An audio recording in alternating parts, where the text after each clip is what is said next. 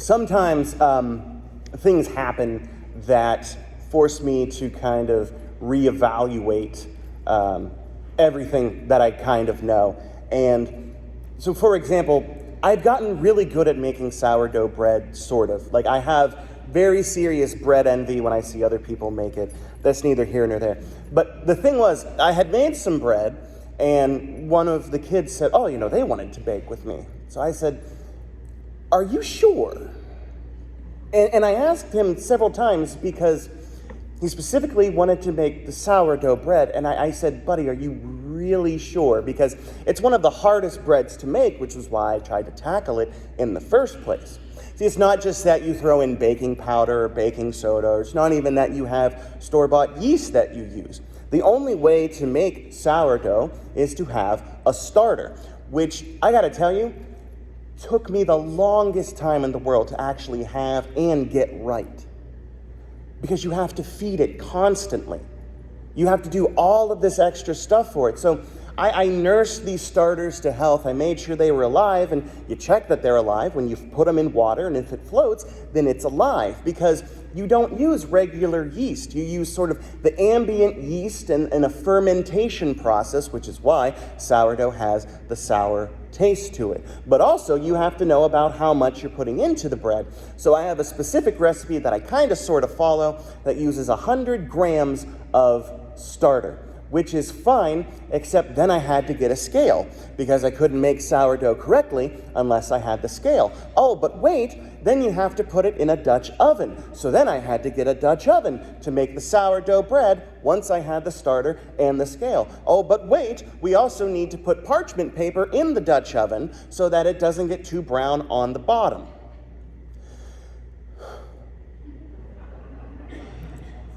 The process for one loaf of bread takes 2 days. And most of that is preparatory work. It's insane to me how it works. A minimum of 24 hours to make one loaf of bread. And not just with the baking itself, it's just the prep work, because you have to fold the bread after it's made. I never knew how to fold bread. I got good at punching down bread, but folding the bread and making sure it's not too sticky, but not too dry, it's hard. It takes practice. It took so much reading that I was overwhelmed when I first thought of it. I thought there was no way I could do this. What does this mean? I have to wait for it to peak, which is you feed it, and when it doubles in size in under 5 hours, that's the sweet spot that you use to make it. All of this reading, all of this prep work just to make bread. You see, for me, it wasn't just a lesson in patience, but it was also a lesson in preparing. And of course, we know that we need to prepare for things, right? Like, all of the kids are starting to go back to school, and what does every parent always do? They look for the list. Because every class needs something different. Calculators, glue sticks, folders, very specific color folders, I might add.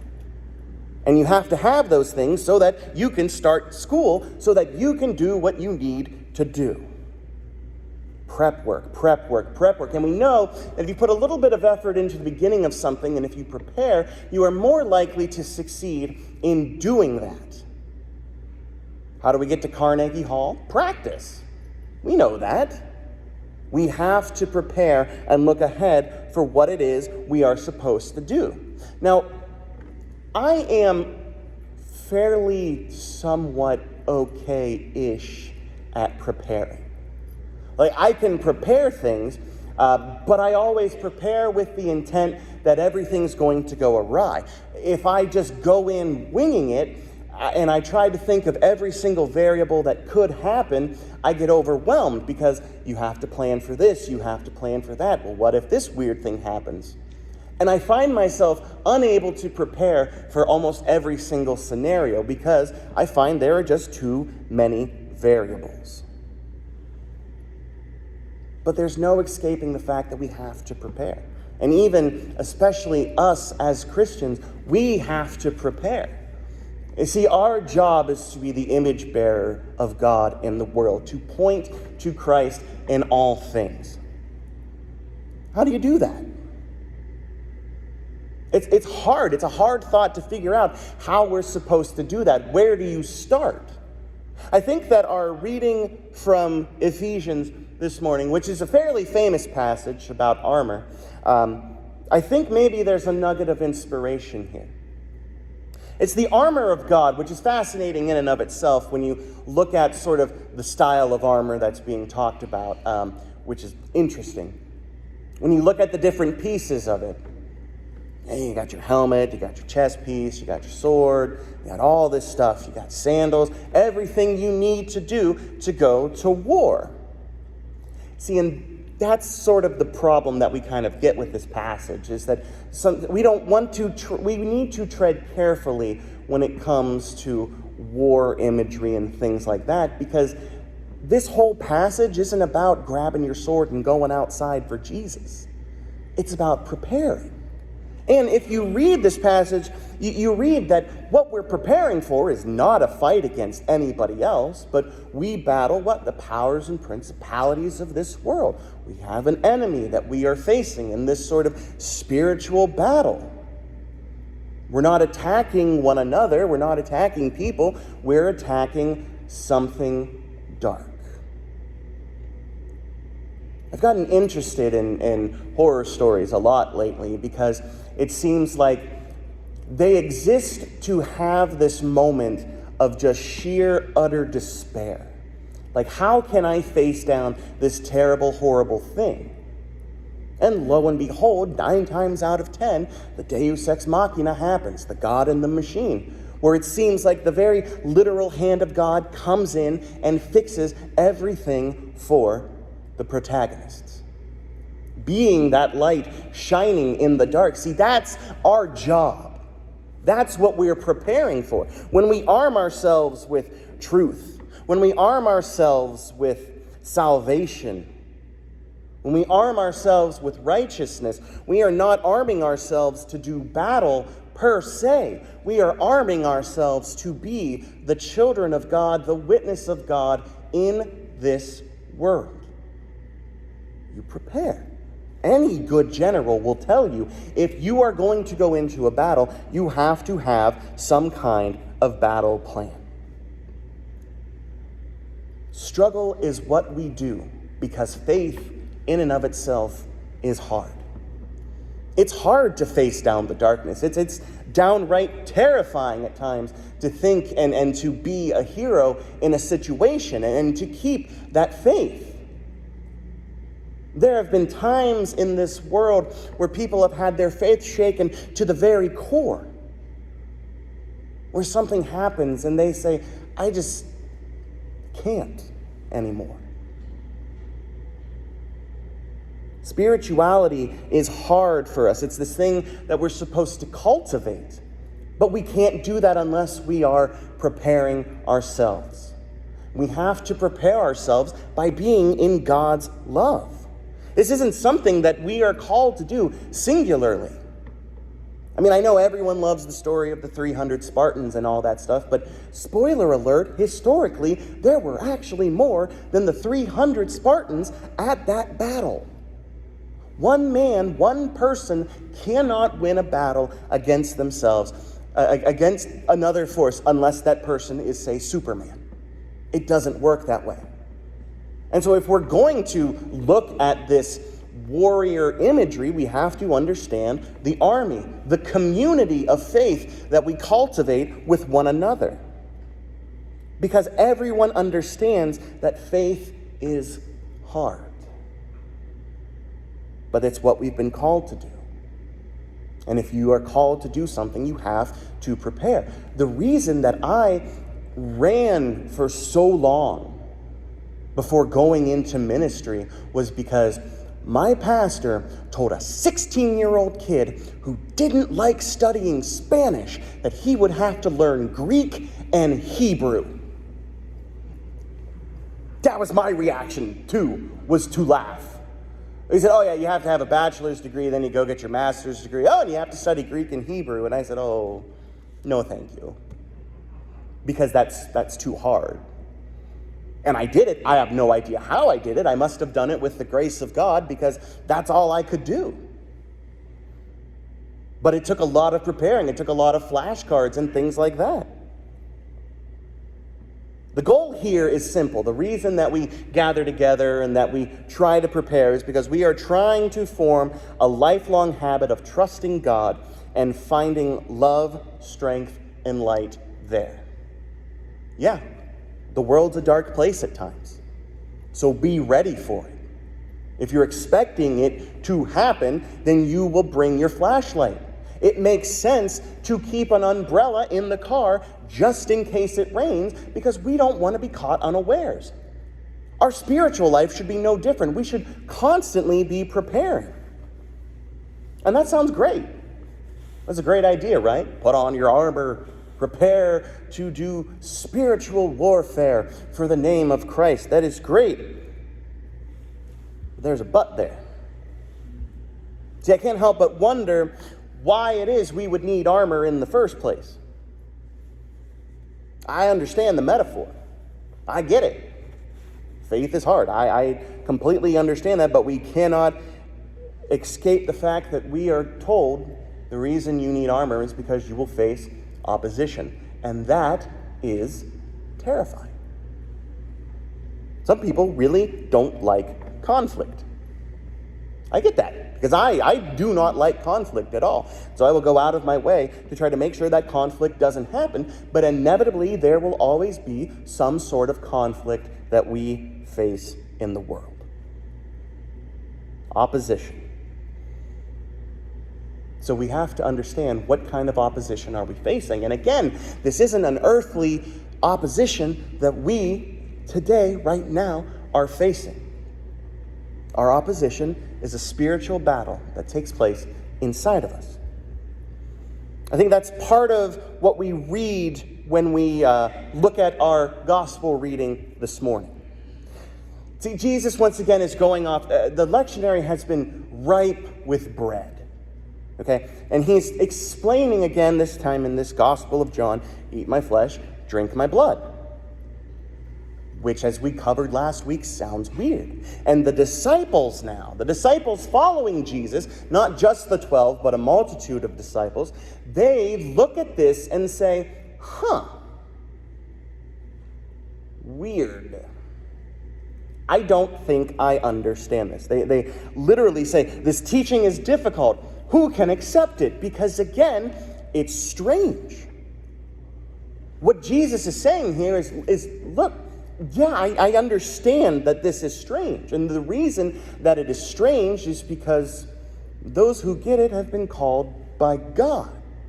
Those who get it are the ones who are prepared for what that entails in their life. It's not about this whole metaphor thing. It's about living your life ready for Jesus Christ. And so a bunch of disciples leave, which is really sad to me. Because again, I understand community. I understand strength in numbers and all of that stuff. I understand that. And so when you start taking bricks off of the Jenga tower and putting them up and you're balancing on one single block, it's precarious. But the stronger a foundation, the more bricks, the more sticks, whatever you use for a foundation, the more that you have, the stronger it's going to be. Disciples saying it's flat out hard and confusing because they don't understand that Jesus is speaking of the resurrection.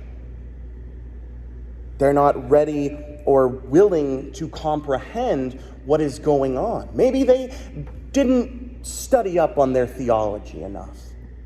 Maybe they did, but the thought just kind of terrified them when faced with the reality of the resurrection and what that would mean to people. So many of them leave. And then Jesus asks the 12, so what are you going to do? See, it's heartbreaking that disciples have already left because they were so bogged down in what they believed. They weren't willing to try to face something new. They weren't willing to take that leap of faith and to trust in God. That's not something that's easy to do. That's something that needs preparation. I mean, I just don't believe in coincidences anymore. I try to step back as far as I can and to see the world ticking like a giant Rube Goldberg machine. And it gives me this sort of sense of peace and comfort. And that's not something that I was innately born with. I had to cultivate this through years and years of study and personal reflection and prayer. I am able to adapt to different situations. Again, I've studied how to do that. Preparation is key. But to say outright, when you have the chance to be a part of something bigger, that it's too hard, it's too confusing, to throw in the towel before you can even do that, that's the opposition we face. A lot of the opposition that we face isn't necessarily just from outside powers, but it's inside. It's too hard, I can't do it, I don't want to do it. Every excuse we have not to do something is what we use. And if you think this is a singular modern thing, I would invite you to read the call story of Moses, because Moses literally tried to throw every reason in the world why he couldn't do something. And every time he did, God said, I got it taken care of. Stop worrying about it. It's going to be fine. Moses wasn't prepared. He knew that. But he was prepared because he still, at the end of the day, had faith that God was going to do what God said God was going to do. Too often we get bogged down with what we want or what we think, or heaven forbid, what we fear. We simply throw in the towel because things are too hard. I get it. I don't like things to be hard either. And it's fascinating that Jesus asks the disciples, the 12, if they want to leave, knowing full well not only what their answer is going to be, but also who is going to betray him. And it's stunning to me because Jesus, again, literally called these disciples. Nicknamed Peter. I'm going to call you Rocky. I'm going to build the church on you. Called all of the disciples to be his followers. And he doesn't ask them for his sake. He asks them for their sake. He gives them an out. Leave if you want to. I get it. This is hard. What I'm asking you to do right now is incredibly hard. It's incredibly challenging. You will face opposition. At the end of the Gospel of John, what does Jesus do? This is how you die. This is how you die. This is how you die. Goes through all of the disciples and tells them that flat out. Because following Christ is hard. So why even do it? Why not just leave? The disciples don't. The 12. And they don't because they understand not exactly what Jesus is saying about bread and flesh and wine and all of that stuff, but they understand Jesus. They understand and accept Jesus as Jesus is. See, they were called. They have seen what Jesus can do in the world. They are ready for literally anything. And it's not because of their own power. It is because of the power of Jesus Christ in them.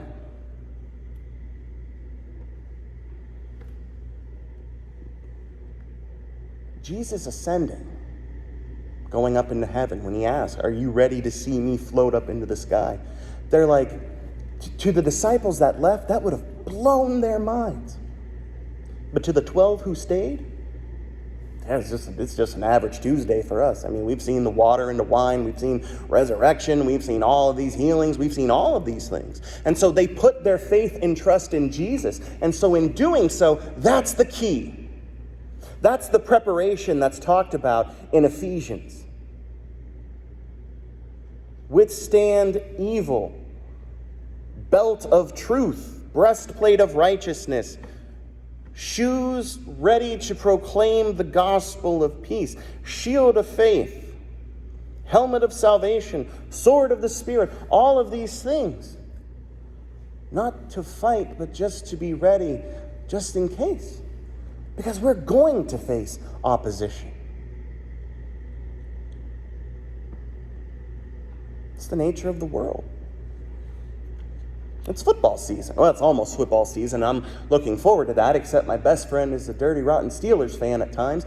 And I know we're going to grate on each other's nerves because we do it every year for half of the year.